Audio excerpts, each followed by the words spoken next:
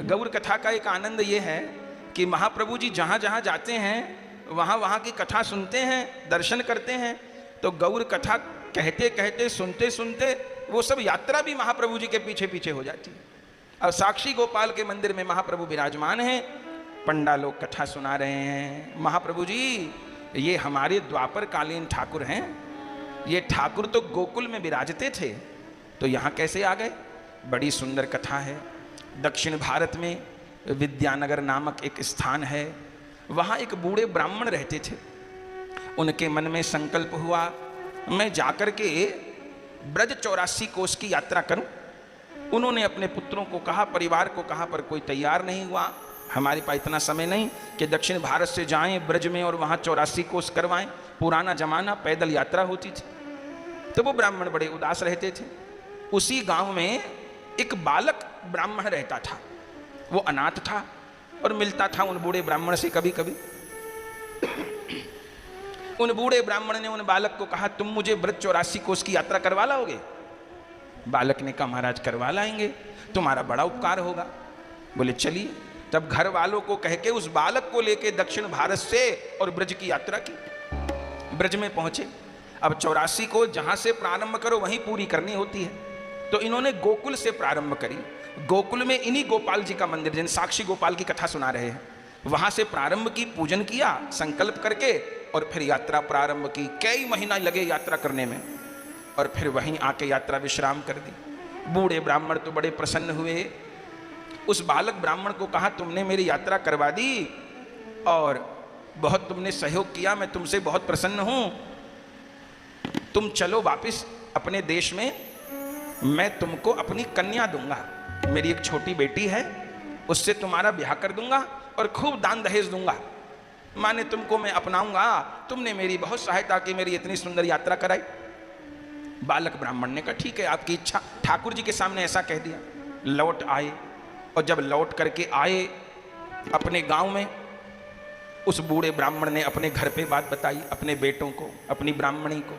ऐसे ऐसे उस युवा बालक ब्राह्मण को मैंने अपनी कन्यादान का वचन दे दिया है, अब ब्याह कर दो बेटी का और दान दहेज भी खूब दे दो, उसको अपनाएंगे। अब उस ब्राह्मण के बेटे भड़क गए, बोले महाराज कैसे तुमने वचन दे दिया, हम तो अपनी बहन उसको नहीं ब्याहेंगे, उसके माँ नहीं, बाप नहीं, कोई जानकारी नहीं, कैसे? हम तो नहीं देंगे उसको, अपनी बहन कन्यादान नहीं करेंगे, विवाह नहीं करेंगे। ब्राह्मण ने कहा अरे कैसी बात करते हो, मैंने तो वो वचन दे दिया वहां पे। बोले कहाँ वचन दिया? बोले वहां ब्रज में, गोकुल में, गोपाल जी के मंदिर में। बेटों ने कहा कहाँ ब्रज, कहाँ गोकुल, कहाँ गोपाल का मंदिर, हम लोग यहाँ दक्षिण भारत में बैठे हैं। बोले वो बच्चा कहेगा तो? बोले कह देना मुझे याद नहीं, मुकर जाना, कह देना मुझे याद नहीं। और लोगों को कहा तो भी कह देना मुझे याद नहीं, वो प्रमाणित तो कर नहीं पाएगा। यही किया। बालक ने कहा आपने ठाकुर जी के सामने वचन दिया था, अब अपनी बेटी का ब्याह मेरे से करो। ब्राह्मण ने कहा मुझे तो याद नहीं। बोले याद नहीं, इतनी जल्दी भूल गए? मैंने थोड़ो कहा था न मुझे ब्याह का शौक, पर भगवान के सामने कोई वचन लिया, मुझको संकल्प दिया, अब संकल्प लेके आप छिन्न भिन्न करोगे, आप भी नरक में गिरोगे, मुझे भी नरक में डालोगे। मैंने कहा था कि अपने बेटी का ब्याह मुझसे करना, अब ब्याह करो। ब्राह्मण कहे मुझे याद ही नहीं, मुझे याद ही नहीं। पंचायत बैठा ली उस बालक ने। पंचों ने कहा बताओ ब्राह्मण देवता वचन दिया था। बूढ़ा ब्राह्मण मुकुर गया, बोले मुझे याद नहीं। वो बालक कहे वचन दिया था, बूढ़ा ब्राह्मण कहे नहीं दिया था, बात अटक गई। पंचों ने कहा भाई क्या फैसला सुनाए? बोले फैसला कैसे सुनाओगे?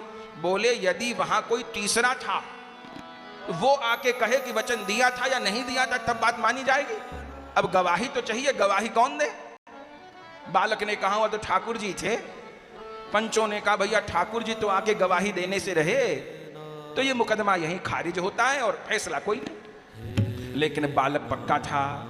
बालक ने कहा मैं भगवान को ही लेके आऊंगा, वही गवाही देंगे आकर के।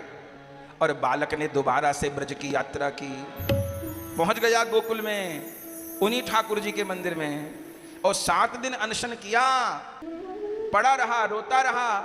आखिर में भगवान द्रवीभूत हो गए। बालक को कहा बता ब्राह्मण बालक क्या चाहिए? बालक ने कहा महाराज कुछ नहीं चाहिए, वो आपके सामने तो बूढ़े ब्राह्मण ने मुझे वचन दिया था कि अपनी कन्या का विवाह तेरे साथ करूंगा। गोपाल जी ने कहा था? अब गांव में जाकर के नाट रहा है, कहता है मुझे याद नहीं है। ठाकुर जी ने कहा तो मैं क्या कर सकता हूं? बोले आप ये कर सकते हो कि मेरे साथ चलो और मेरे गांव में जरा गवाही दे दो कि वो झूठ बोल रहा है, उसने वचन दिया था। भगवान ने कहा बालक तुम कैसी बात करते हो, मूर्ति चलती नहीं है। बालक ने कहा मूर्ति तो बोलती भी नहीं है। जब मूर्ति बोलती है तो मूर्ति चलेगी भी, चलना पड़ेगा। बालक ने अनशन किया, आखिर में भगवान हार गए और कह दिए अच्छा तो मैं चलने को तैयार हूं, लेकिन मेरी शर्त है। क्या? एक तो मुझे भोग पवाना पड़ेगा, मैं लाड़ चाव का ठाकुर हूं, कहीं भगाता ही रहे, मुझे खिलावे पिलावे नहीं। बालक ने कहा महाराज बहुत ज्यादा भोग तो नहीं, पर हाँ सुबह शाम तो भोग लगा ही दिया करूंगा भिक्षा करके। भगवान ने कहा रात में मैं आराम करूंगा।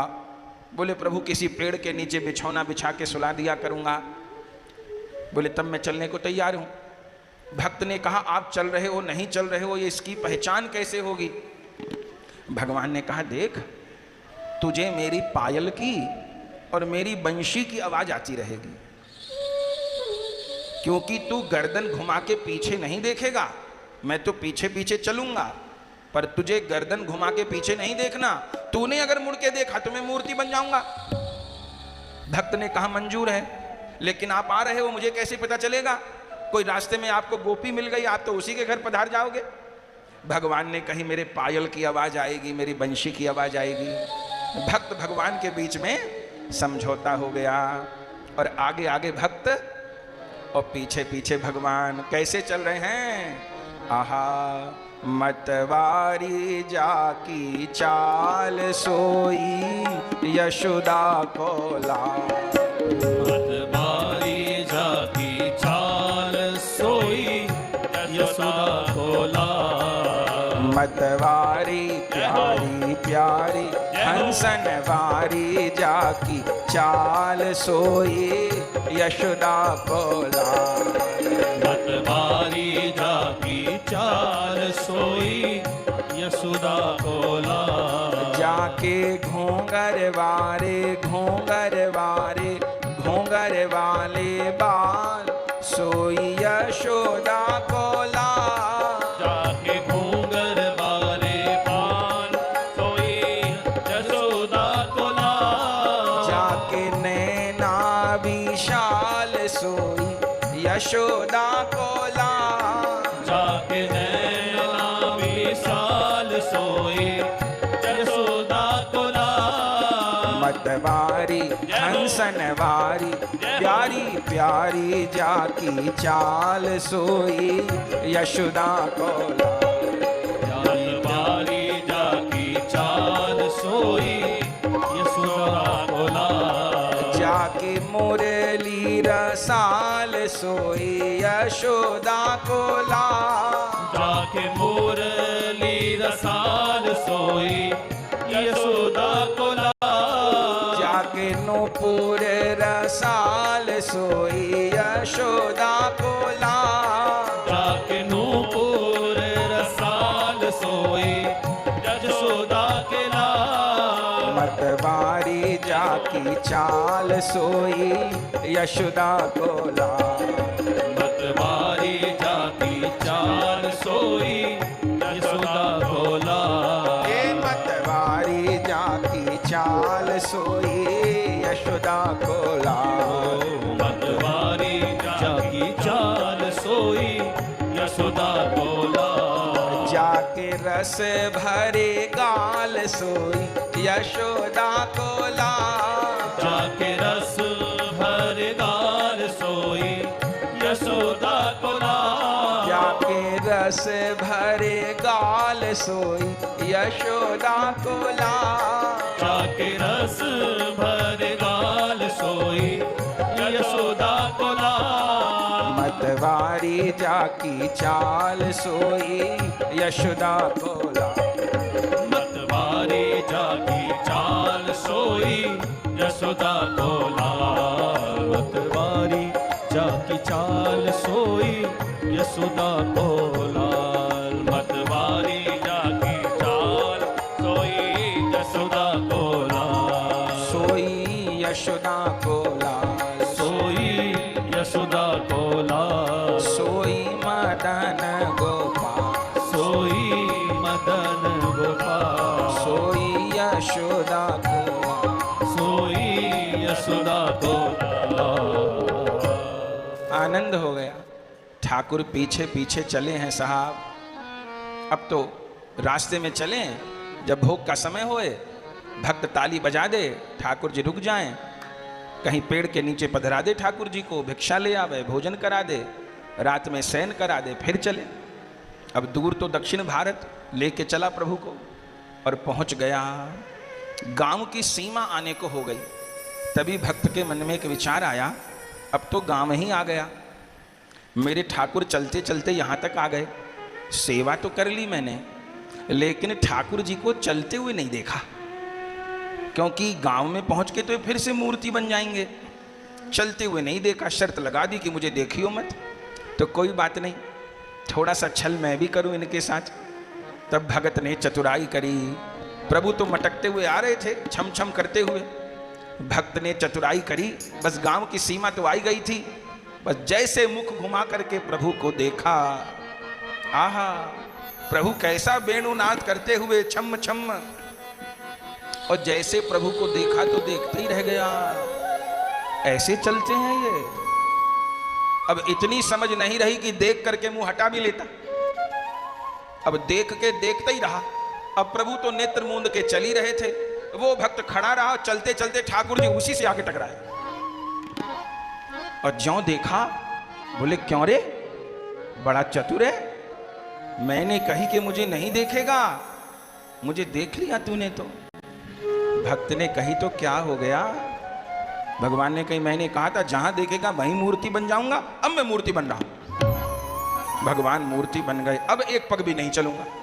भगत ने बहुत मनाया, जब यहां तक आ गए, अब गांव के अंदर भी चलो। ठाकुर जी ने कहा भले आदमी, मुझे तो इतनी दूर से चला लाया, ये पंचों को 4 कदम चला लाएगा, गांव की सीमा तक तो कुछ आसमान छोड़ो टूट जाएगा। बालक ने कहा ठीक है। ठाकुर तो वहीं रुक गए, और बालक भीतर गया। गांव में पंचों को कहा गोपाल जी आए हैं, गोपाल जी आए हैं, गोपाल जी आए हैं। सारे पंच दौड़ते आए, जो देखा गांव की सीमा पर गोपाल जी विराजमान हैं। जाकर के पंचों ने प्रणाम किया, हम तो धन्य हो गए। वहीं पर पंचायत लगी, उस बूढ़े ब्राह्मण को बुलाया, परिवार को बुलाया। ठाकुर जी को देख के तो कांपे ब्राह्मण। तब पंचों ने कहा बताओ, इस ब्राह्मण ने बालक को वचन दिया था, ठाकुर जी ऐसे गर्दन हिलाए। हाँ दिया था, जो ठाकुर गर्दन हिलाए, सब भगत लोग बोले कहो साक्षी गोपाल की जय हो। पहले तो नाम केवल गोपाल था, पर साक्षी दी, गवाही दी, तो साक्षी गोपाल हो गया। तब तो फिर बूढ़ा ब्राह्मण करते ही क्या, बलिहार हो गया, और अपनी कन्या का विवाह उस बालक के साथ कर दिया। फिर उस बालक के परिवार के द्वारा खूब ठाकुर जी की सेवा हुई। महाप्रभु जी ने कहा ये कथा तो दक्षिण भारत की सुनाई, पर ये तो दक्षिण भारत नहीं है, ये तो जगन्नाथपुरी है, पूर्वी भारत है, यहाँ भगवान कैसे आए? बोले महाराज इसकी कथा यह है कि यहाँ पुरी के राजा हैं प्रतापरुद्र, उनका वहाँ दक्षिण भारत के राजा के साथ युद्ध हुआ था। तब हमारे राजा ने दक्षिण भारत का विद्यानगर जीत लिया, तो वहाँ विद्यानगर का राज्यपाल बना दिया राय रामानंद जी को। लेकिन जब राजा वहाँ गए तो ये गोपाल जी उनको बड़े भागे, तो वहाँ से गोपाल जी को यहाँ ले आए जगन्नाथपुरी, मंदिर में विराजमान करने लगे। तो जगन्नाथ जी ने कहा एक गर्भगृह में 2 ठाकुर नहीं रहते। तब राजा ने कहा प्रभु कहाँ विराजमान करूं? तब जगन्नाथ जी कहे ये तो गवाही देवे वालो ठाकुर है, इसको तो सीमा पे विराजमान करो, सीमा पे ही रहना अच्छो लगे आए। तब फिर राजा ने न्यारा मंदिर बनवाया, और यहाँ जगन्नाथपुरी की सीमा पर ठाकुर जी विराजमान हैं, और ये साक्षी देते हैं कि जगन्नाथ जी का दर्शन हुआ कि नहीं हुआ। और सुनिए महाप्रभु जी, देखते हैं हमारे साक्षी गोपाल की नाक में नथ है। महाप्रभु जी कहे हाँ नथ है, गोपाल को तो नथ पहने कहीं नहीं देखा। बोले इसकी भी बड़ी सुंदर कथा है। जब राजा यहाँ ठाकुर जी को ले आए, रानी को पता चला, रानी ने मदन गोपाल नाम सुना तो सोचा युगल सरकार होंगे, तो राधा माधव के लिए श्रृंगार बनवाया, श्री जी का भी श्रृंगार बनवाया, ठाकुर जी का भी श्रृंगार बनवाया। लेकिन रानी आई तो देखा श्री जी नहीं है, तो रानी दुखी हो गई, अब नथ किसको पहराऊं? बड़ी सुंदर नथ बनवाई थी, रानी दुखी हो गई, चली गई, रोती रही। तब गोपाल जी रानी को स्वप्न दिए, अरे रानी, बचपन में यशोदा मैया ने मेरी नाक छिदवाई थी, इन पंडाओं को नहीं दिख रहा, मेरी नाक में छेद है, तुम कल फिर आना और मुझको नथ पहरा देना। रानी अगले दिन आई, स्नान करके गर्भगृह में प्रवेश किया तो देखा साक्षी गोपाल की नाक छिदी हुई। तब प्रिया जी के भाव से ठाकुर जी को नथ पहराई। तब से हमारे साक्षी गोपाल श्री जी के भाव से नथ भी धारण करते हैं। बस गोपाल का दर्शन करके महाप्रभु जी को श्री जी का आवेश हो गया और दर्शन करते हुए साक्षी गोपाल इशारा देके महाप्रभु जी को बुलाए और महाप्रभु जी सिर के ऊपर चूनरी रख के साक्षी गोपाल के बाईं ओर जाकर के खड़े हो गए। राधा माधव का दर्शन करके भक्त लोग विभोर हो गए।